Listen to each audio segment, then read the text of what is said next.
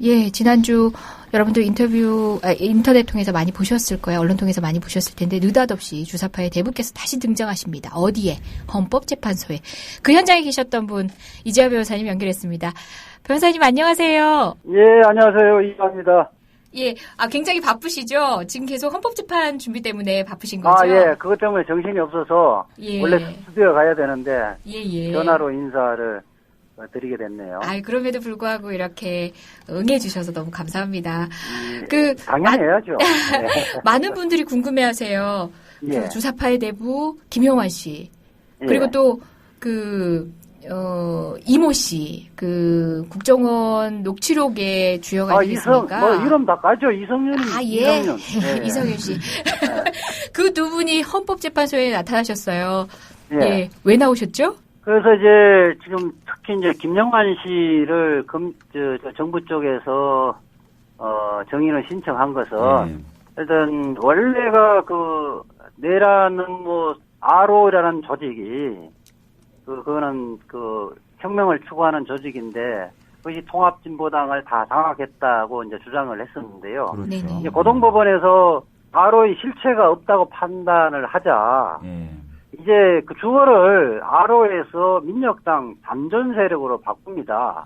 반전 세력이 통합진보당을 장악했다고 이제 주장을 바꾸고 그에 대해서 입증을 하려고 하는데 증거가 없어요. 그렇기 때문에 민혁당에 활동을 했던 김영환을 정인을 통해서 그 증거를 만들려고 김영환을 불러낸 거죠. 나와서 한 얘기들이 지금 보수 언론에서 계속 확대 재생산해 내고 있습니다. 그 허화실에 대해서 지적을 간단히 좀 해주시겠어요?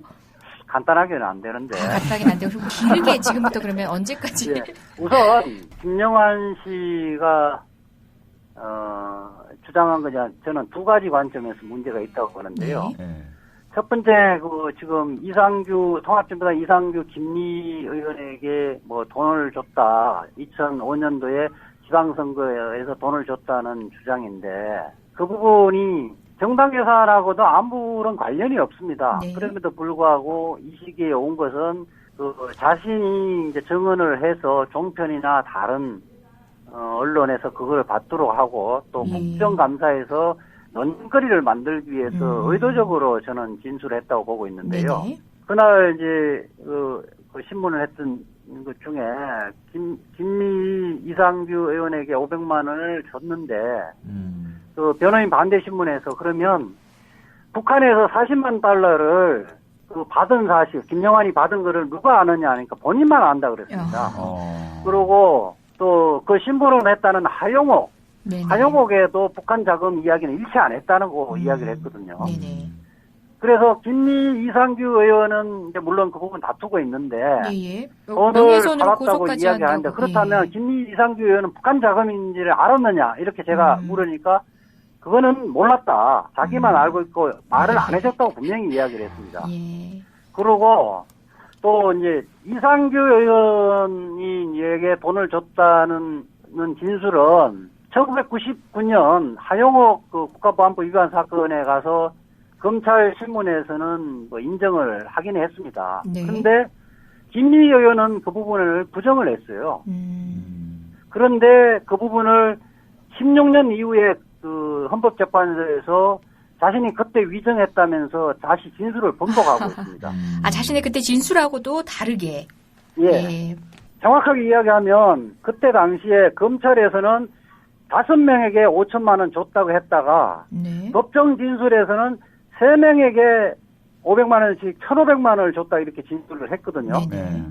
그런데 그 3명에는 김미 의원은 포함이 안 되어 있습니다.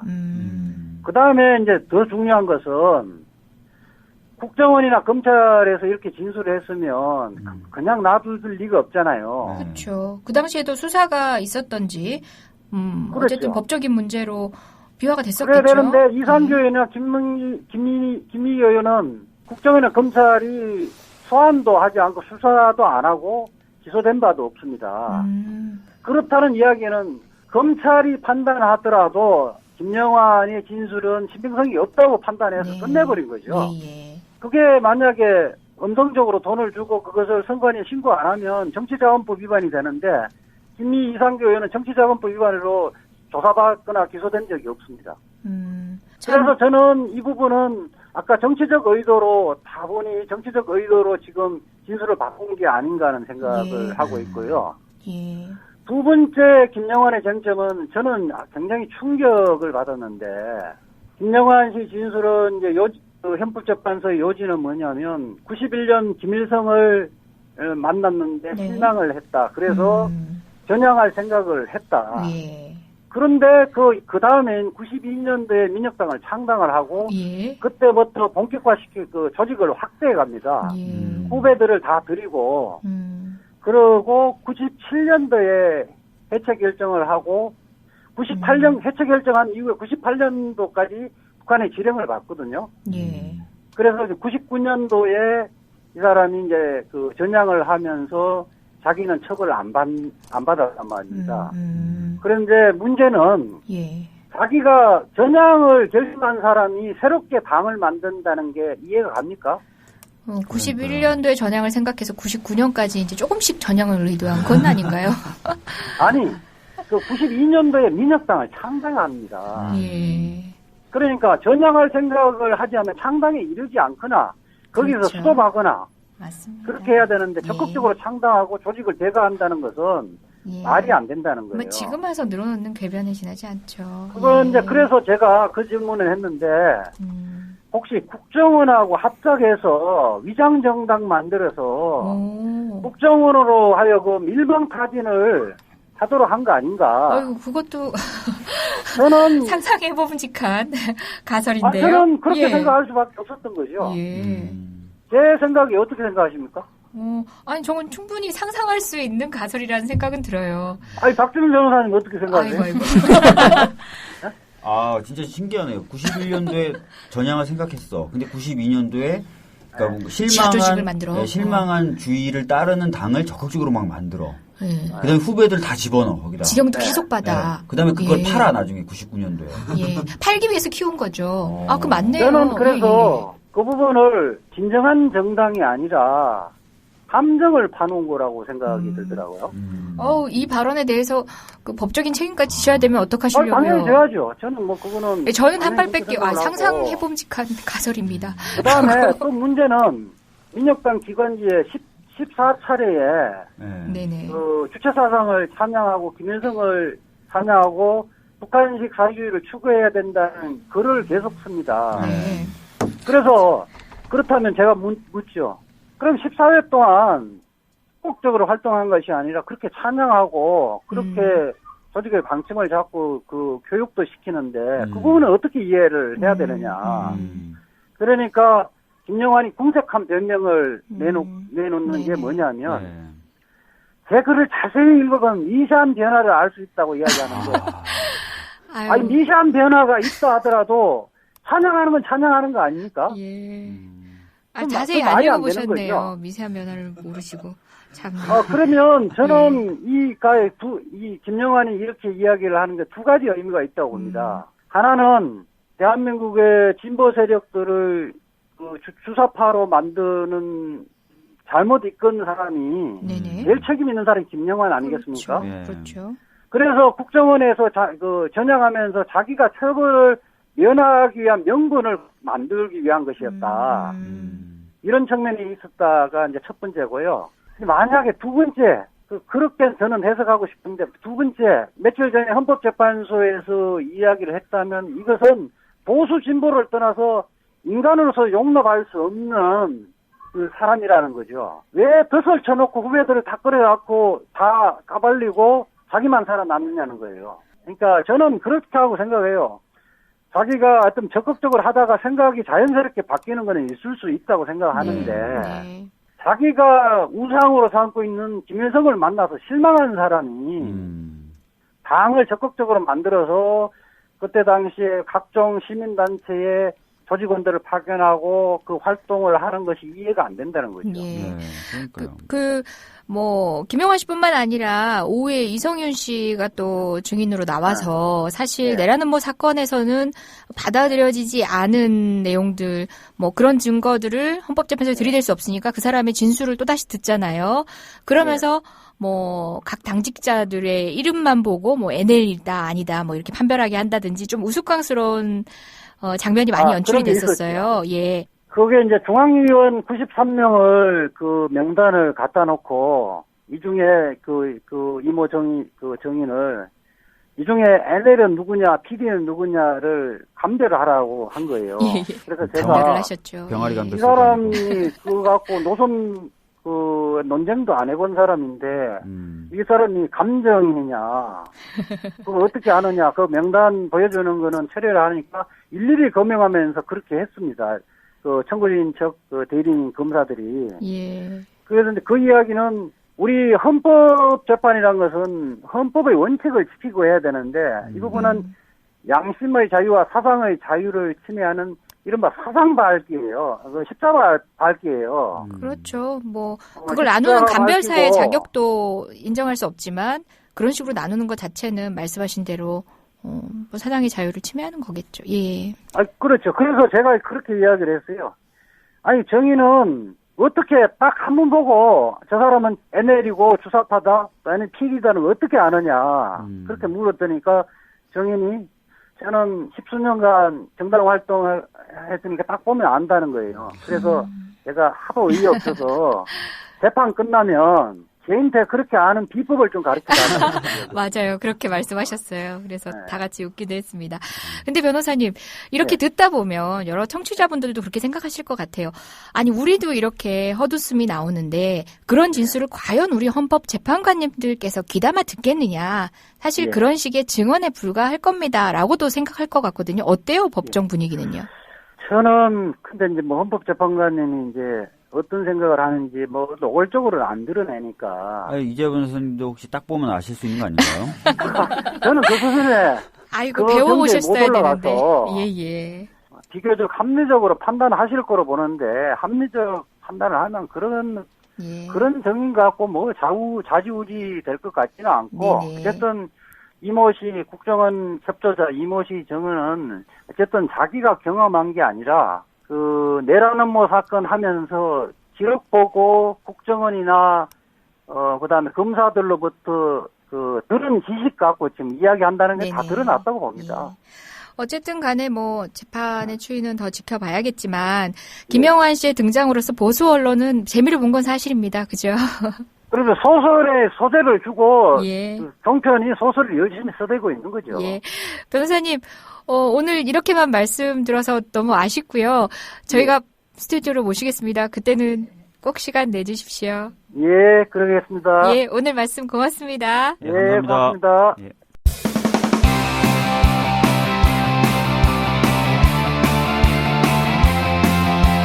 지금 여러분께서는 이재정, 이광철, 박주민 변호사가 진행하는 이런 변이 있나를 듣고 계십니다. 이 방송은 매주 금요일 낮 4시부터 5시 반까지 국민 라디오를 통해 가장 먼저 청취하실 수 있고 팟캐스트 포털 팟빵에서 다시 들으실 수 있습니다.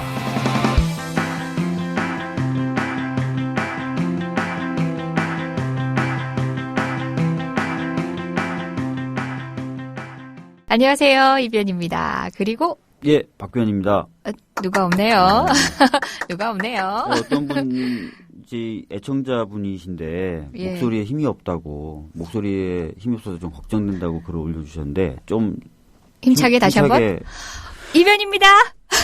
왜 안 되지? 나는 저분 지금 졸고 계세요. 저분 지금 졸고 계세요. 오늘 뭐라고 하지? 시체말로 깔깔이 따뜻한 옷이에요. 예, 따뜻한 옷과 바지는 거의 군복 바지 같은 겨울 바지예요. 예, 겨울 바지예요. 예, 더워요. 오늘부터 야외 좀 행군 잘라고요. 밖에서 또 좀 다시. 네. 왜 무슨 일로요? 집에서 쫓겨나신 건가요? 아니 집사람은 일본 출장 갔고요.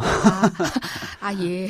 근데 지금 많은 분들이 특별법이 다 끝난 거 아니냐라고. 심지어는 많이 이제 세월호 참사에 대해서 많이 관심을 가지셨던 분들도 그렇게 얘기를 하세요. 근데 끝난 게 아닙니다. 지금 여러 가지 쟁점을 가지고 특별법에 관련돼서 여야가 협상하고 있고요. 근데 협상이 좀 이상한 방향으로 자꾸 흘러가고 있어요. 그래서 지금 마지막까지 가족분들도 더 힘을 내셔야 되는 상황이 됐고, 저도 좀 거기에 보조를 맞추려고 밖에서 좀 자려고 합니다, 며칠을. 그래서 오늘 단단히 준비를 하고 오신 거네요. 목도리도 가방 안에 엄청. 아이고. 네, 힘내세요. 박변님 목소리 힘 빠진 것 같아요. 개똥이님께서 올려주셨는데, 예, 박변님 힘내세요. 힘내셔야 될 일인데요. 오늘은 이제 담화를 나눠볼 건데요. 뒷담화. 민변 관련 담화. 민변 뒷담화를 위해서 민변의 살림꾼 두 분을 모셨어요. 민변의 최장수 간사님으로서 간사님, 비변호사 출신의 최초 사무차장님이신 장현희 사무차장님과 그리고 민변의 최신영 상근 변호사 송아람 변호사님 모셨습니다. 어서 오세요. 네, 안녕하세요. 네, 안녕하세요. 야, 그러니까 지금 여기 있는 최신영 송아람 변호사님께서 이제 박힌 낡은 박주민 차장님을 빼고 들어오신 거죠. 박힌 돌 빼고 들어오신 거 아니에요? 그 자리에 앉으셨어요. 그 자리. 제가 쓰던 컴퓨터를 쓰신대요. 그럼 쫓겨나시고 거기에 이제 차고 들어오신. 아니, 이제 새로운 컴퓨터 사주시지 왜 또 그. 아유, 삐딱하게 말씀하시네. 실상이 맞나 봐요. 네, 오늘은 그 따뜻할 것 같은 정말 사랑이 넘쳐서 시민 여러분들과 함께 호흡하는 것 같은 그 민변의 뒷얘기, 음습한 얘기들 한번 나눠볼까 하고요. 민변을 오래간 지켜오신 우리 장현희 차장님도 전부터 한번 모시고 싶었어요. 근데 여러분 그 장현희 차장님 목소리 다시 한번 들어보세요. 네. 안녕하세요. 인사해보세요. 네, 안녕하세요. 예, 방송형이에요. 전부터 방송에 적합한 분이라서 아닙니다. 어떤 식으로든 저희가 이 재원을 활용을 했어야 되는데 오늘 뒤늦게 이렇게 오셨어요. 민변의 긴 역사를 함께 하셨기 때문에 많은 얘기 나누실 수 있겠어요. 그죠? 과연 할 수 있을지. 그 얘기로는 박주민 변호사님이 오늘 굉장히 바쁘셨는데 장현희 차장님 나오신다는 얘기를 듣고 바쁜 일정을 미루고 본인 얘기 할까봐 뒷담화를 막을 수 있는 가장 좋은 방법은 같이 뒷담화를 까는 거죠. 그렇죠. 박 변호사님 뒷담화 깔 건 없는데요. 아이고. 팬이기 때문에 나오니까 이렇게 말이 바뀌죠. 그래요. 정말입니다. 안 나온 그럼 이광철 변호사님이 있다는 거네요? 아닙니다. 전혀 아닙니다. 예, 지켜보겠습니다. 네. 우리 송아람 변호사님도 할 말 많으시다고요. 꿈에 부풀어가지고 민변에 출근하신 지 2주밖에 안 됐는데 벌써 이렇게 삭으셨다고. 예, 제가 이제 변호사 시험 합격하고 이제 수습을 마치고 이제 운이 좋게 이제 민변 사무처 상근 변호사로 이제 일을 하게 되었는데요. 제가 이제 지금 출근한 지 2주차 되고 했는데 역시나 밖에서 보던 것하고 안에서 보던 것하고 좀 차이가 좀 있는 것도 같고. 저 처음부터 좀 위험한 발언인가요, 지금. 여러 가지로 하루하루 지금 적응하는데 이제 많은 시간들을 보내고 있습니다. 예. 아니, 목소리가 또 방송용이신데요? 네. 그러게요. 네. 데모달님 이재종 이사님보다 목소리가 더 섹시하군요. 여기 송 변호사님이요? 감이 나하고. 이재종 변호사님하고 목소리가 비슷하게 아름다우시네요. 아나키스트님. 저 말씀하시는 거죠? 네, 감사합니다. 인정. 굉장히 정말 방송 적합형 목소리뿐만 아니라 이 장현희 차장님은 굉장히 그러니까 언어 구사력도 굉장히 세련되시고요. 저급하지 않으세요, 정말. 그러니까 굉장히 세련되시고 좌중을 휘어잡는 카리스마가 있는 분이세요. 그래서 민변에서 평 간사님이실 때도 거의 실세급이셨어요. 실세급이 아니라 실세셨잖아요. 실세했죠. 예, 그렇죠. 근데 이제 민변이라는 단체가 변호사들이 회원인 단체긴 하잖아요. 그래서 기존의 사무차장들은 대부분 이제 변호사님들이셨는데 민변의 역사를 오롯이 기억하면서 약점을 많이 알고 계신 우리 장현희 차장님을 대우해드리지 않으면 안 되겠다는 마음에 작년에 장현희 이제 차장님께서 올해인가요? 네. 벌써 기시가 지난 것 같습니다. 워낙 군림을 하셔가지고 장현희 사무차장님이 1호 간사 출신의 사무차장님이 되셨어요. 사실은 더 빨리 됐어야 되는 건데 어떻게 보면 민변도 그런 부분에 있어서는 약간 뭐랄까 폐쇄적이라 그럴까요? 그런 측면도 있었나요? 어우 좀 세지는데요. 뒷담화인가요? 오늘 안 나오신 민변의 임원분들, 사무총장님이나 회장님이나 뜨끔뜨끔 하시겠어요. 사실 간사들에게 직급을 부여하는 문제는 제가 2004년도부터 민변에서 상근을 했었는데요. 그때부터 이제 간사들 사이에서 계속 제기되어 왔던 문제이긴 하거든요. 근데 이제 그거를 쟁취하기까지 꽤 오랜 시간이 걸렸던 부분은 있는 것 같아요. 2004년부터 이렇게 하셨으면은 여기 있는 우리 박변과 이변과 리강철 변호사님 리변이라고 불러요. 네. 간변이잖아요, 그분도. 우리 세 명의 아장아장 걷던 모습도 기억하시죠? 네, 다 기억하고 있습니다. 신입 변호사님으로 활동하시던 때 그 파릇파릇 풋풋하던 네네. 시절의 그때는 모습도. 그러셨었죠. 파릇파릇 하셨었죠. 다행입니다. 제 기억에 박주민 변호사님은 사법연수원생이셨던 것 같아요. 그래서 민변에 실무수습을 오셨던 기억이 나고요. 이재정 변호사님은 이제 촛불 그때 FTA 전국 있고 이럴 때 민변에서 농성하고 이랬는데 신입 변호사로서 늘 이런 빨간색 자켓을 입고 또 이런 머플러를 하시고 우아하다. 네. 열심히 제 기억하고 많이 다르네요. 집회 현장마다 함께 하셨던 기억이 있고요. 맞아요. 집회 현장에 저는 7cm 굽을 신고 갔었어요. 그리고 정경을 쫓아서 막 뛰던 기억이 나요. 전 7cm 굽을 신고도 시속 한 6km로 뛸 수 있다는 그런. 우리 송아람 변호사님 이렇게 신입 변호사님 앞에 두고 우리도 이때가 있었다 이런 얘기를 지금 하고 있어요.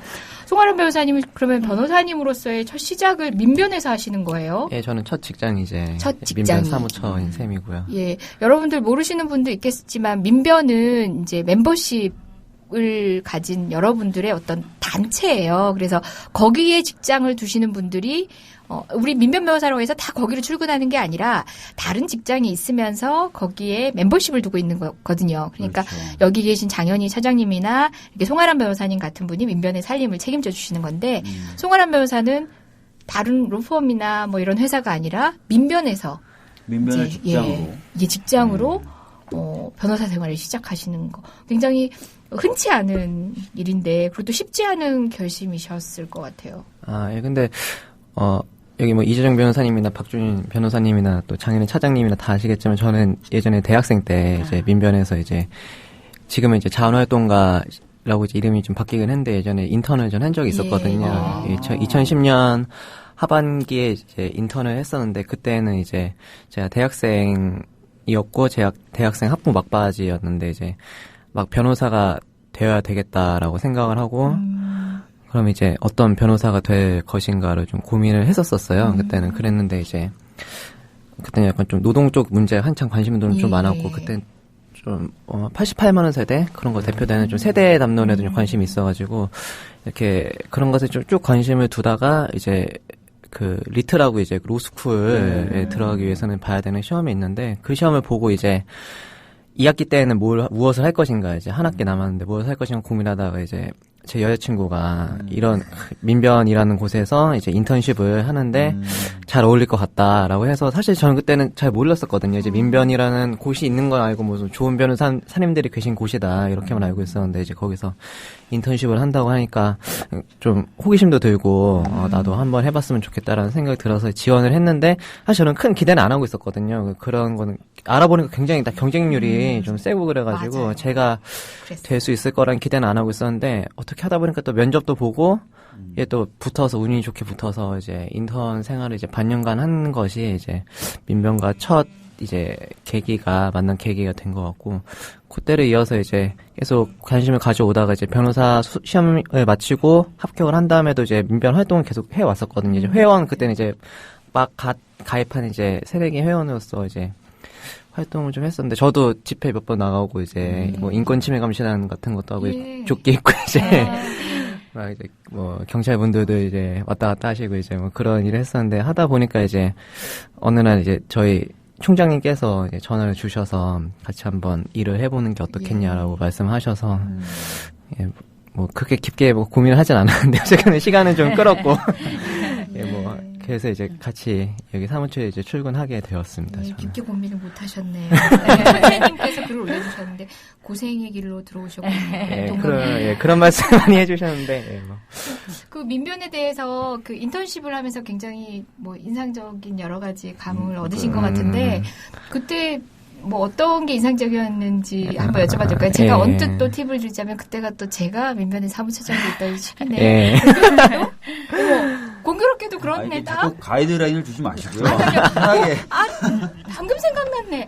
그러네. 네, 저는 저는 그때 사무처에서 이재영 변호사님 굉장히 자주 했었거든요. 자주 했었는데 그때 저는 그때 그 위원회가 제가 소속된 위원회 다른 위원회여서 이제 이재영 변호사님은 이제 이렇게, 이름만 알고, 이제, 별로 친해지지는 못했었는데, 그리고 또 제가 그때 또 박준민 변호사님께서 저희 인턴한테 특강을 해주셨던 게, 저는 좀 기억이 남는데, 그때. 그래서 이지정 변호사님 기억이 없고.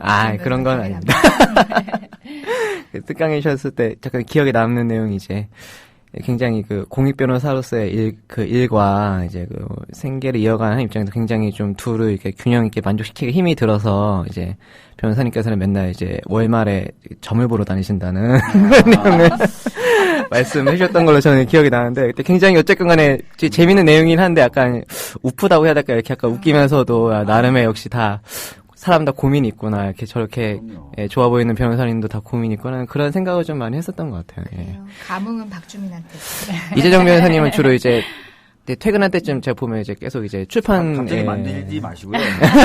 얘기를 시작하셨잖아요. 끝까지 들어보는 걸로. 제 친구랑 이제 제 그 인턴 같이 하던 친구랑 이제 출판 홍보 쪽 일을 주로 그때는 하셔갖고 이렇게 저는 그냥 계속 나가면서 인사만 드리고 이제 나갔던 기억이 또 이렇게 감흥은 없네요. 제가 기억나는 게 있는데요. 네네. 이재정 변호사님이 사무차장 하실 때는 네네. 명절 때가 되면은 저희 상근 간사와 자원활동가들 것까지 다 이렇게 작은 선물을 챙기셨었어요. 맞아. 그랬는데도 네네.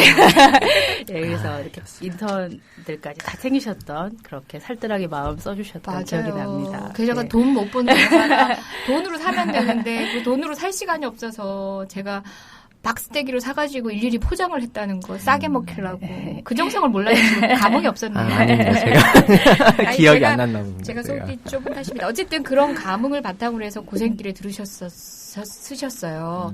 박주민 변호사님은 이렇게 시작한 후배를 보면서 어떤 생각이 드세요? 본인이 준 감흥 때문에 이 자리에 제가 서 계신데. 드린 감흥 때문에 오신 건 아닌 것 같고 뭔가 진짜 깊은 고민이 있으셔서 오셨겠죠. 근데 아마 1차적으로 느끼실 게 예상이 되는 게 밖에서 보는 것과 안에서 보는 게 다르다는 말씀 아까 하셨어요. 네. 처음에는 아마 당황도 많이 하고 또 지내시는 동안 어떻게 보면 기대했던 것과 달라서 실망하실 수는 있을 것 같아요. 근데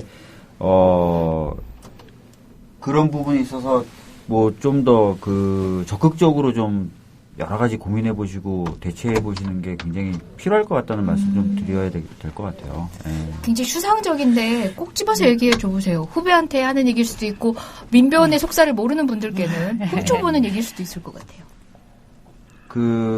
저도 이제 상근을 2년 반 했었고, 네네. 뭐 장혜인 차장님이 10년 해보셨지만 상근을 하면서는 사실은 그러니까 이런 느낌이 있어요. 그러니까 민변 변호사가 굉장히 자유롭잖아요. 자유롭고 네네. 뭐 돈이나 뭐 명예나 이런 거 쫓지 않고 정의나 자기가 워낙 하고 싶은 일을 한단 말이에요. 예. 근데 상근 분들은 그렇지를 못해요. 약간 묶여 있어요. 왜 묶여 있냐면 그렇게 민변 변호사들이 활동하고 민변이 돌아가기 위해서는 받쳐주는 역할들을 해야 된다는 거죠. 그러다 보니까 이제 어떻게 보면은 민변이라면 생각해 왔었던 어떤 그런 것들과는 좀 다른 역할들을 하는 거죠. 그래서 약간 거기서 내가 생각한 거와 다르다라는 느낌을 받는 경우들이 생기지 않을까 그런 걱정이 그럴 것도 같아요. 한편으로 생각해보면 저는 상근하시는 변호사님들이 부러웠거든요. 왜냐하면 저희는 먹고 사는 일도 해야 되면서 민변 일도 해야 된다라고 생각했었어요. 그래서 한편으로는 상근하는 변호사님이 부러웠는데 근데 박주민 변호사님 말씀을 듣고 보니까 민변에 상근하시는 분들은 저희들하고는 다르게 저희는 하고 싶은 일에 자원해서 같이 결합을 해서 하면 되는데 민변에 상근하시는 분들은 어떻게 보면 조직에서 허락한 일 그리고 또 조직을 위해서 해야 되는 일에 복무하고 계신 분들이에요. 그러니까 하고 싶은 일을 하고 싶어 들어왔는데 정작 보면 본인의 기호에 따라서 움직이기보다는 민변이라는 큰 조직이 굴러가는데 본인의 역할을 해야 되니까 그런 지점인 거 맞죠? 맞아요. 예. 장혜인 사장님도 그런 부분에 대한 답답함을 저한테도 여러 번 얘기하셨어요. 아이고. 장혜인 사장님이 민변 일만 하셨던 건 아니거든요. 예. 청년활동이나 다른 사회단체 일도 같이 많이 하셨었거든요. 예. 정말 철의 여인이라고 하실까요? 정말 대단하세요. 그 통일 관련된 단체에서도 또 짱도 맡으시고 이분이 만만한 분이 아닙니다. 민변이 다루기 쉽지 않은 분이세요. 네, 박주민 변호사님께서 지적하셨던 문제는 지금 상근 간사든 상근 변호사들이든 다 계속적으로 하고 있는 고민들인 것 같아요. 이제 민변으로 상근이라는 이름으로 들어오면서 기대했던 어떤 특정 주제가 있고 자기 관심 분야가 있는데 말씀하셨듯이 정말 민변은 늘 날마다 이슈에 노출되어 있고 뭔가 입장을 발표해야 되고 정말 하루하루가 어쩔 때는 이제 좀 이렇게 말하면 좀 그렇지만 하루살이 이렇게 정말 그런 느낌이 들 때가 있었던 것 같아요. 그 속에서 이제 가끔씩 촛불이 되어 이렇게 타들어가고 있는 듯한 기분 이런 기분이 들 때도 있고 그랬던 것 같아요. 그래서 정말 그래서 다른 단체에서 상근을 한다 또 상근 변호사를 한다 그러면 그 분야에 대해서 몇 년이 지나면 정말 전문가가 되어 있는데 민변에서는 여러 이슈들을 한꺼번에 하다 보니까 한 분야의 전문가가 될 수 없는 좀 그런 좀 안타까움에 대해서 좀 상근 간사들이나 상근 변호사님들은 그동안 많이 좀 어려움을 토로해 오셨던 걸로 알고 있습니다. 저희가 그러니까 그냥 멤버십을 가지고 있는 저희 입장에서는 배려하지 못하고 고민하지 못했던 부분인 것 같기도 해요. 왜냐하면 저희들은 위원회를 중심으로 움직이거나 또 제가 관심 있는 일 위주로 하다 보면 그런 일들은 계속 반복되기 마련이고 그러다 보면 전문적인 지식은 쌓이게 되고 오히려 전문가로 본의 아니게 양성되는 일들이 더 많았거든요. 그런 면에서는 우리를 서포트해 주시던 분들이 그런 고민을 가지고 있다는 걸 저희가 모르고 있었다는 건 너무 죄송한 일이기도 해요. 예, 두 가지 역할을 다 해보신 박주민 변호사님이라서 또 그런 지점을 또 일러주시기도 하신 것 같아요. 그리고 이제 뭔가 좋은 일이나 해보고 싶은 일이 있어도 회원들을 생각을 해야 되는 쪽이 많죠. 오히려 회원들에게 양보를 하고 회원들이 하도록 배려를 해야 되는 부분들이 좀 있고. 그러면 우리 송 변호사님은 그 민변에 오시면 어떤 역할을 하시게 되는 건가요? 그 본인이 하고 싶어서 들어오시긴 했지만 정작 지금 말씀 들어보면은 조직이 주는 일에 성실히 복무를 해야 되는 입장이신 것 같긴 한데 어떤 일들을 주로 하시나요? 저는 지금 그 민변은 주로 이제 위원회도 있고 이제 그 사무처 내부 팀도 있는데 저는 지금 변론 팀을 맡아서 지금 변론팀이라고 하면은 각종 공익 소송이 들어올 때 그거를 분류해주고 또 다른 변호사들과 연결을 해주고 코디네이트를 하는 이 조직하는 공익 소송에 필요한 교육이나 이런 것도 기획을 하시고.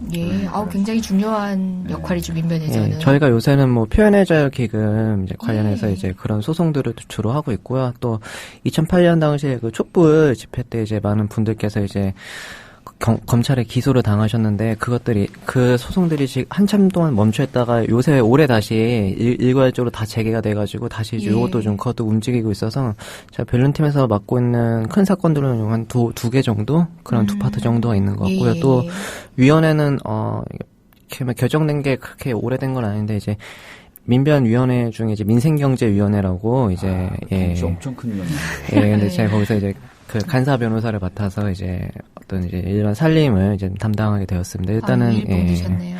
그리고 그 위원회가 일을 장난 아니게 하는 위원회죠, 아마. 굉장히 일 많이 하시고 그리고 또 지금은 그 요새 또 한창 또 이슈가 되고 있는 게 또 카카오톡 또 불법 사찰인데 카카오톡 이제 민변에서도 별도 대응팀이 만들어져서 이제 시민사회 단체나 이제 그런 분들하고 이제 연합해가지고 이제 좀 일을 진행하고 계시는데 거기서도 이제 제 막내로서 이제 간사 변호사로서 이제 여러 가지 일들을 받고 있습니다. 제가 지금 하고 있는 건 크게 요 3가지 정도가 될 것 같아요. 3가지 정도인데 3가지만 하더라도 눈코뜰 세우실 것 같아요. 그 3가지 일이 원래 민변에 들어와서 하시고 싶었던 일들이에요? 원래 노동 쪽에 관심이 있다고. 예, 저도 이제 원래 그쪽에도 관심이 있었고, 이제 인턴 할 때도 제가 이제 노동위원회에서 하게 됐었는데, 어쨌건 간에 뭐 노동위도 이제 위원으로서 참여를 하고 있지만은, 또 사실, 변호사님께서도 말씀하셨지만 또 상근으로 들어오면은 이쪽에 또 일이 있을 수밖에 없는 거니까요. 그리고 또 나름대로 재미도 있고 다들 좀 시적절한 일들을 맡아서 저는 좀 기쁘게 생각하고 있습니다. 좀 맡은 일들 많긴 하지만.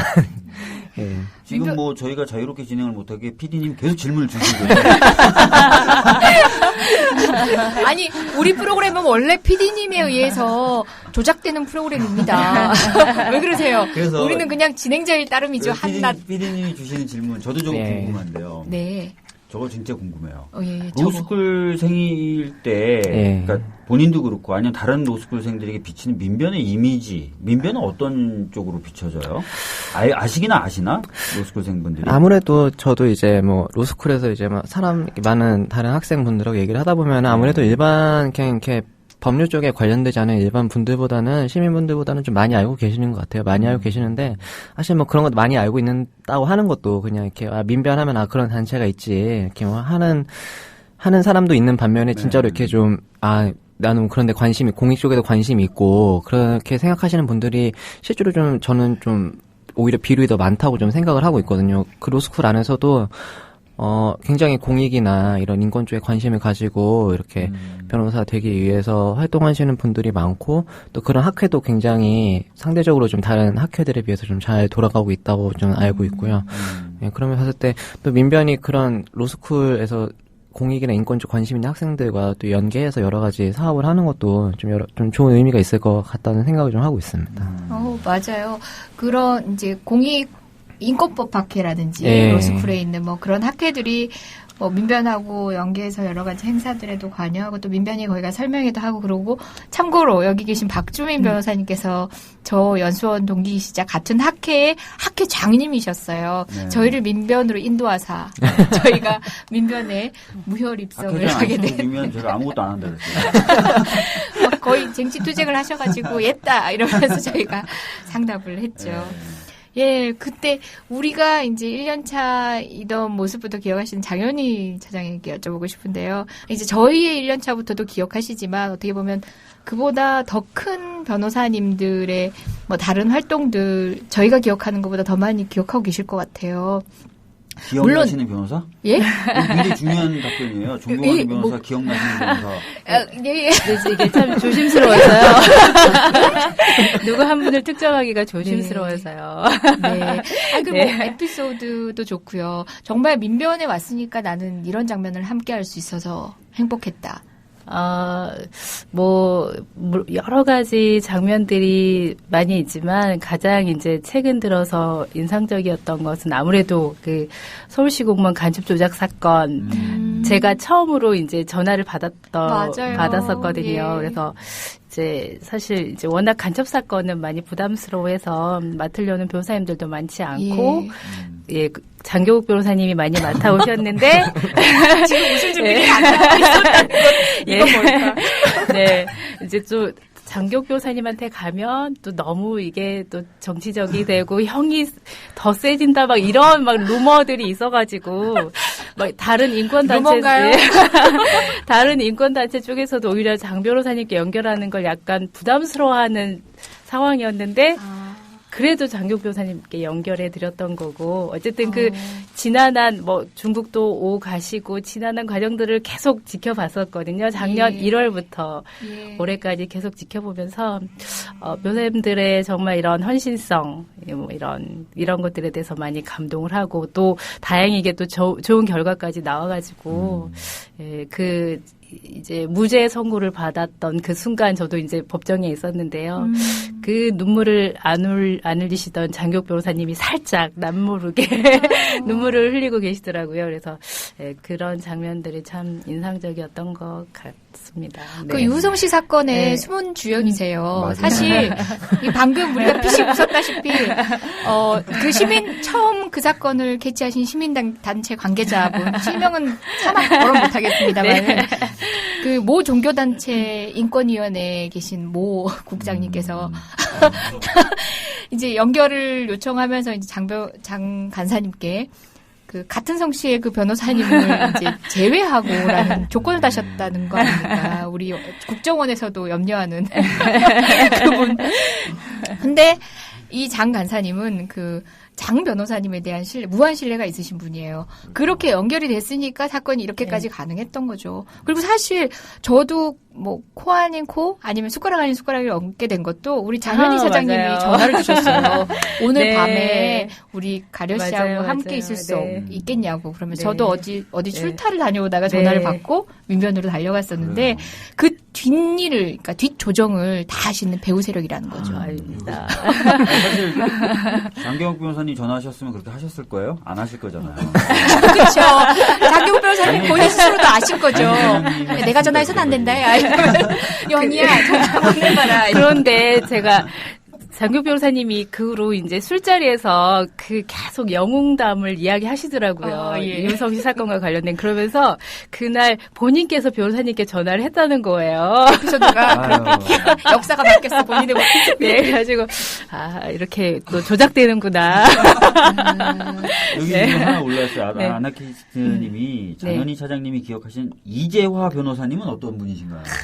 이재화 변호사님이요. 이재화 변호사님 지금 사실 그 민변의 사법위원회 위원장님을 맡고 계셔가지고 민변이 2주마다 한 번씩 집행위원회를 하는데요. 그래서 집행위가 있을 때마다 늘 자주 뵙고 있고 사실 이재화 변호사님은 참 그 열성적이신 것 같아요. 그래서 어떤 이제 이슈에 대해서 민변이 더 뜨겁게 움직일 것에 대한 이런 제안들을 많이 하시죠. 그리고 실제로 또 SNS, 페이스북, 트위터 예, 활동도 많이 열심히 하고 계시고요. 예, 그렇습니다. 트위터를 굉장히 자주 쓰시고요. 사실은 비공식적인 민변 홍보 대사가 맞습니다. 민변 뭐 하기만 하면 항상 트위터로 날려주시고 심지어 이재화 변호사님께 부탁을 드려요. 민변 논평 발표했습니다. 리트윗 해주세요. 막 이렇게 다른 부탁도 드리고. 파워 트위터리안 중에 하나죠. 예. 네.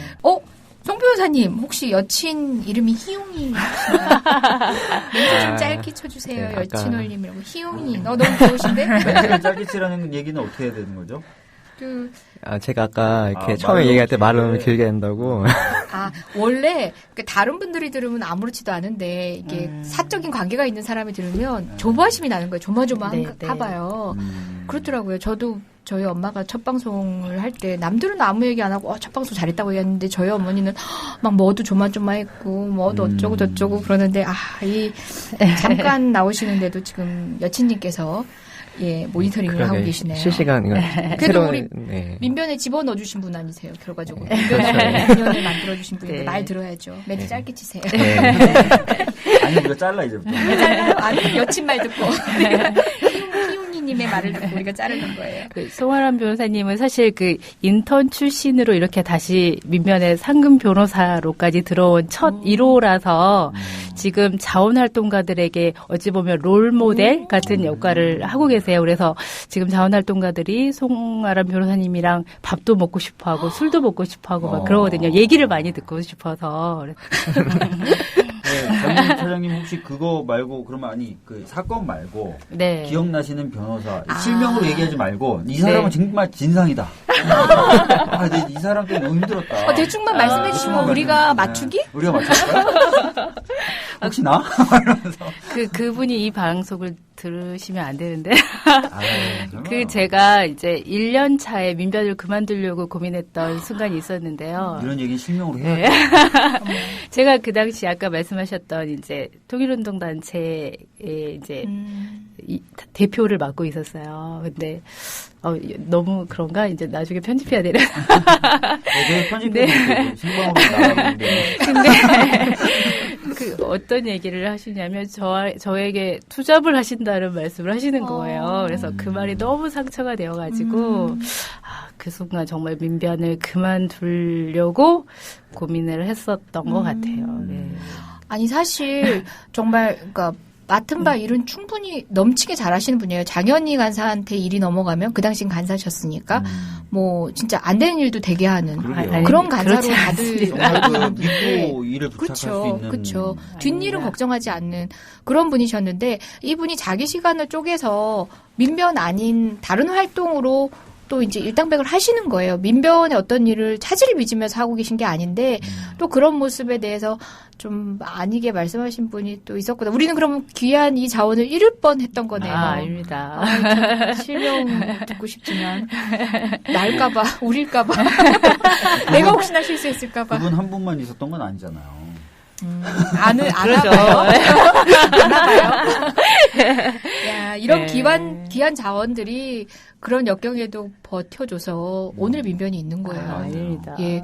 흔히 민변하면은 여러분들도 지금 뭐 권영국 변호사님, 뭐 이재화 변호사님 또 언론을 통해서 이렇게 보는 뭐 의원이 되신 변호사님들도 있으시고 그런 변호사님들만 기억하시는데 사실 수많은 변호사님들이 그리고 또 이런 간사님들이 정말 그렇죠. 역할을 해서 오늘의 민변이 있는 거잖아요.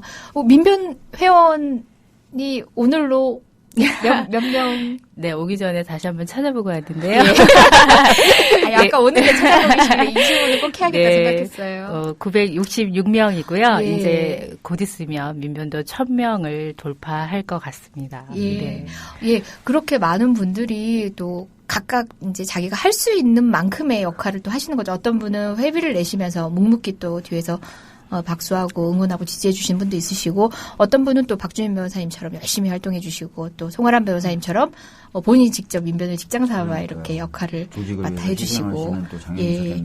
그렇죠. 우리 장 차장님도 민변 회원이세요. 예. 네. 아, 우리 정말 1000명의 회원이 있으면 못할 일이 없겠다라는 생각도 들어요. 또 다 하나하나가 일은 있지 않을까요? 방송의 맥을 뚝 끊어 놓으시고 어떻게 연결해 보세요. 그러면 못할 일이 있겠네요. 저는 이런 생각이 들어요.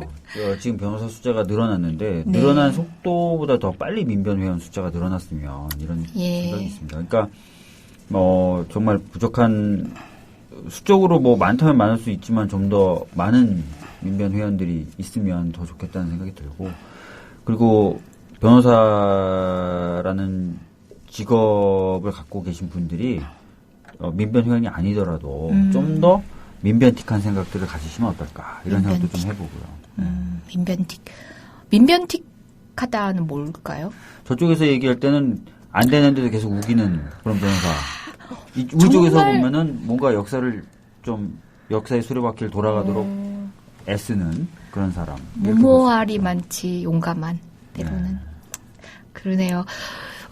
두 분한테 막 리얼한 뒷얘기를 듣고 싶었는데 갈수록 좀 괜찮을 것 같아요. 자, 민변에 대해서 가지고 있는 선입견들 이것만큼은 내가 바로 잡아주고 싶다. 좋은 뜻도 나쁜 뜻도 괜찮을 것 같아요. 한 가지씩.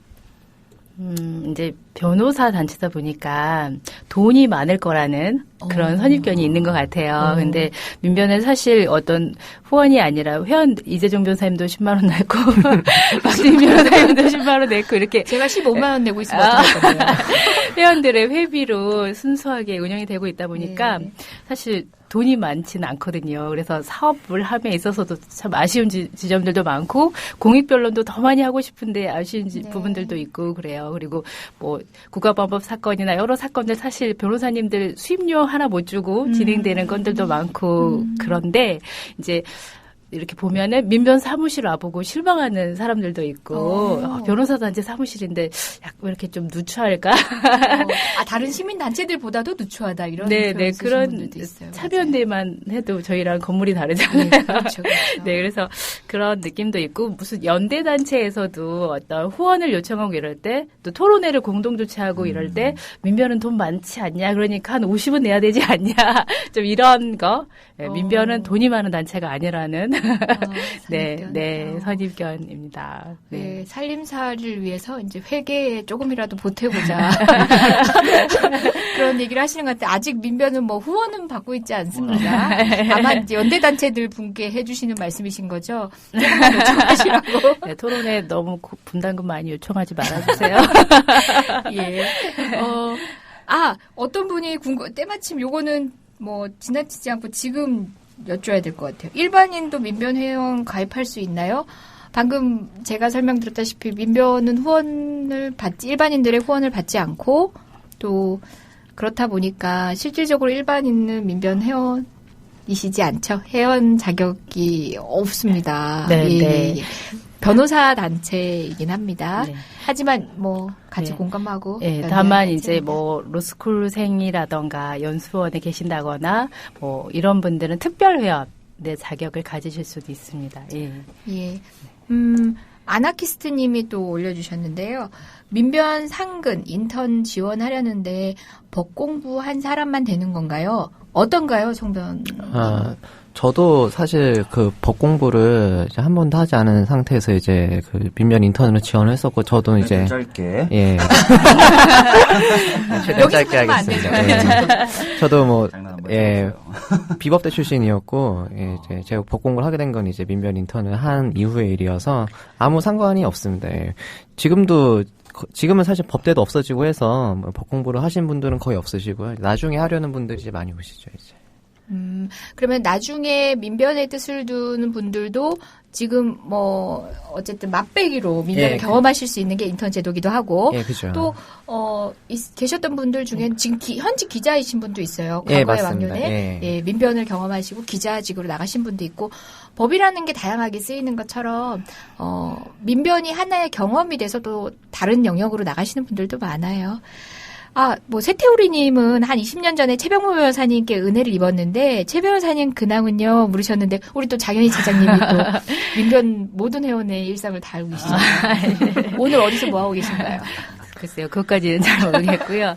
요즘에는 최병모 변호사님께서 법무법인 양재에 계시는데 양재에서 이제 후배 변호사들이 이제 소장 같은 걸 쓰시면 그걸 다 이렇게 직접 봐주고 계신다고 하시더라고요. 또 양재에서 또 많은 변호사님들이 또 민변 고익 사건에 또 참여하고 계시고 그러면서 우리 장현희 변호사님께서 장현희 차장님께서 파악하고 계신 올해 초까지 민변 그 특위. 네네, 비상특위. 비상특위를 만들어서 저희가 굉장히 활동을 많이 했었는데, 비상특위 위원장님이셨죠. 예, 맞습니다. 그 비상특위 안에는 뭐 국정원. 여러 가지가 있었죠. 등 뭐 여러 가지, 지금 민주주의 위기 상황에 대응하기 위해서 만들어진 특위였고, 20년 전처럼 최병모 변호사님은 오늘도 살고 계십니다. 여러분들이 민변 변호사 이러면은 뭐 장경욱 변호사님 최근에는 또 많이들 알게 되셨고 이재하 변호사님 뭐 박주민 변호사님 뭐 이렇게 저렇게 이제 언론을 통해서 접하는 변호사님들을 많이 꼽으시고 그분들을 통해서 또 민변이라는 단체를 알게 되신 측면에서는 또 저희도 반가운 일이긴 한데 정말 그 회원 한 분 한 분이 각각의 역할을 하고 계세요. 이제 아까도 말씀드렸지만 활동으로 하시는 분들도 있고 또 묵묵하게 뭐 후원금을 내시면서 또 다르게 지지하시면서 또 막상 본인이 활동을 못 하시는 분들, 로펌에 소속되기 못 하시는 분들도 회비를 내시고 또는 성명서를 내거나 할 때는 이름을 보태주시고 의견을 주시고 이렇게도 같이 연대를 해주시니까 여러분들이 보시는 그 한 분 한 분의 활동이 또 가능한 거거든요. 그리고 사건도 우리 국민분들이 접하는 그런 큰 사건도 있지만 예전에 이제 2008년도에 촛불 집회에 나가셨던 어떻게 보면 이름 없는 시민들에 관련된 사건들도 거의 다 민변 변호사들이 하고 있거든요. 재미있는 게 2008년도 사건인데 지금도 하고 있다는 거예요. 눈물 납니다. 여기 클로렐라님이 올려주셨는데 민변은 일반 형사 민사 사건에 대한 변론은 안 맡으시는지요? 일반 민형사 사건에 대한 변호를 하시면 경제적으로 많이 도움되실 듯한데 합니다. 그리고 경제적으로 도움될 것 같습니다. 민변 차원에서 하는 게 아니라 아까도 말씀하셨지만 민변은 멤버십을 갖고 하나 약간 동호회라고 생각하시면 돼요. 편하게 생각하시면. 뭐 그렇게까지 그러니까 얘기할 수도 있죠. 일반적인 그 변론 활동도 하시다가 또 민변의 일을 또 하시고 이런 식이 되는 거죠. 변호사님 전공이 어떻게 되세요? 뭐 변호사님 어느 쪽이 전문 분야세요? 돈 되는 거 다 합니다. 아니 뭐. 이제 민변에 가끔씩 전화해가지고 그죠 장 차장님 뭐 변호사 소개시켜달라 뭐 이렇게 얘기하시는 분들도 있긴 하는데 참 난감하시긴 해요. 난감합니다. 그죠? 여러분들께서 알아서 민변 변호사님인지 아닌지 이분은 최소한 상도에는 있으시겠다라는 민변에 대한 이미지가 있으시다면 그런 분들 찾아가시는 건 무방합니다. 다만 민변에 전화를 하셔서 변호사를 소개시켜달라고 하시면 좀 난감해하신다는 거. 어떠세요? 이 국민TV 스튜디오 나들이 해보시니까요. 저는 이런 자리가 처음인데요. 그래서 오면서 긴장도 많이 되었고 혹시 또 울렁증이 도지는 거 아닌가 염려했는데 워낙 스튜디오도 편안하고 또 우리 제가 좋아하는 이재정 변호사님, 박주민 변호사님도 계시고 또 우리 송하람 변호사님도 계시고 하니까 정말 편하게 차 마시는 기분으로 할 수 있었던 것 같아요. 네. 네. 이 말로 끝날 사람은 아닌데. 네. 이렇게 네. 그걸로 끝이에요? 예, 제 구빈 TV는 그렇고, 네. 구빈 TV는 그렇고, 네, 많이 후원해 주시고요. 네. 네, 마무리 발언을. 아니요. 아직 말씀 더 드릴 거예요. 송하람 변호사님 어떠세요? 이렇게 마이크 앞에 앉아 있는 어쨌든 선배 변호사들 그리고 또 같이 이렇게 일을 나눠보니까 사실 저도 작년까지만 해도 수험생 신분이었고 이제 뭐 변호사가 뭐 될지 말지도 잘 모르겠다 이런 생각이었는데 막상 이제 올해 와서 이렇게 변호사도 되고 이렇게 민변에서 일도 하게 되니까 제가 그동안 굉장히 담기를 이제 희망이었던 분들이랑 같이 일한다는 것 자체가 굉장히 좀 하루하루 어떻게 보면 좀 놀라운 일인 것 같고 재밌는 지금 시간인 것 같습니다. 예.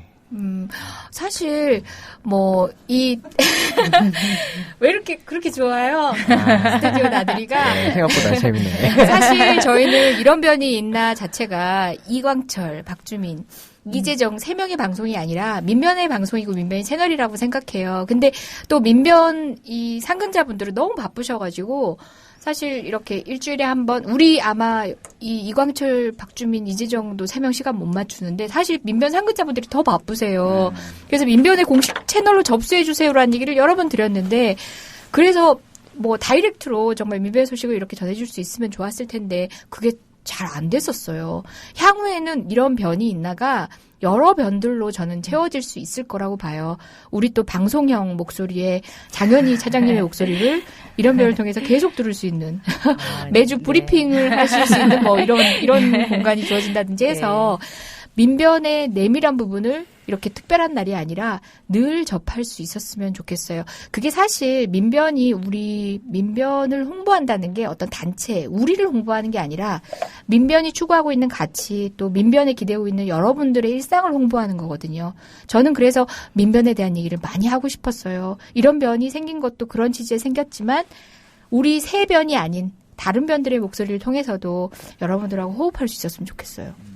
민변 상근 변호사님 시작하셨으면은 한 살림의 절반은 접수하신 거예요. 어떤 기획이든 진짜 야심차게 하셔도 되고, 그렇지 않나요? 우리는 신입이고 구입이고 할 것도 없이 오히려 이제 오래되신 분은 저렇게 박주민 변호사님처럼 차여 나가시는 거고 파릇파릇한 분의 많은 무게를 드리는 편이잖아요. 그분들께 많은 권한을 드리는 편인데 야심차게 기획 한번 해보시죠. 예, 이렇게 또 방송 와서 해보니까 재미도 있고 사실 또 민변도 어느 정도는 이렇게 민변에 관심 있어 하시는 시민분들께 어느 정도는 좀 공개할 수 있는 수준에서는 공개를 해야 되지 않나 생각도 좀 가지고 있거든요. 앞으로 이렇게 이런 변이 있나 프로를 통해서 민변의 소식들을 이제 많이 알리는 기회를 삼을 수 있도록 한번 기획은 또 일이고 하지만 열심히 해보겠습니다. 그렇죠. 당장 기한을 올려보세요. 이런 변 접수 프로젝트. 참여연대 같은 경우에는 독립적인 팟캐스트를 해요. 지금 시험 방송하고 있어요. 네네. 민변도 제 생각에 한번 그런 기획을 해보시는 것도 괜찮아요. 이거 뭔가요? 견제인가요? 이런 변을 접수하지 말고 별도의 팟캐스트를 해라. 라는 이거 견제인가요? 아니, 뭘까요? 네. 참, 너무 짧은 시간에 이렇게 후루룩 모셔와서 민변의 뒷담화 사실 너무 짧았어요. 다시 계속. 그래, 없었어요. 그저 훈훈하게 마무리될 뿐이라는 거. 그래서 꼭 한번 다시 뵈야 한다는 거. 짧은 시간 마무리하면서, 이렇게 우리도 인사드려야 될 것 같아요. 박 변호사님. 네? 마무리할 시간이에요. 네. 한 말씀씩 하셔요. 한 말씀씩 할까요? 네. 세월호 사건이 터졌을 때 민변으로 전화가 많이 왔었어요. 시민들로부터. 민변이 어떻게 좀 해줄 수 없냐. 답답한 마음에 전화들을 하셨는데, 그때, 민변이 시민 속에 이렇게 들어가 있구나라는 걸 많이 느꼈었고요. 시민들께 보다 큰 우산이 되어드리기 위해서 민변 더 역량도 많이 강화하고, 뜨겁게 살아야 되겠다. 그런 고민 많이 하고 있습니다. 앞으로도 많이 지켜봐 주시고 응원해 주시면 감사하겠습니다. 저는 이제 변호사가 된 신입 변호사고 앞으로 이제 먼저 활동하신 많은 선배 변호사님들 그리고 이제 같이 일하시는 상금 간사님들 이렇게 발자취 따라서 열심히 할 수 있도록 최선을 다하겠습니다. 감사합니다. 예, 오늘 너무 고맙습니다. 감사합니다. 감사합니다. 감사합니다.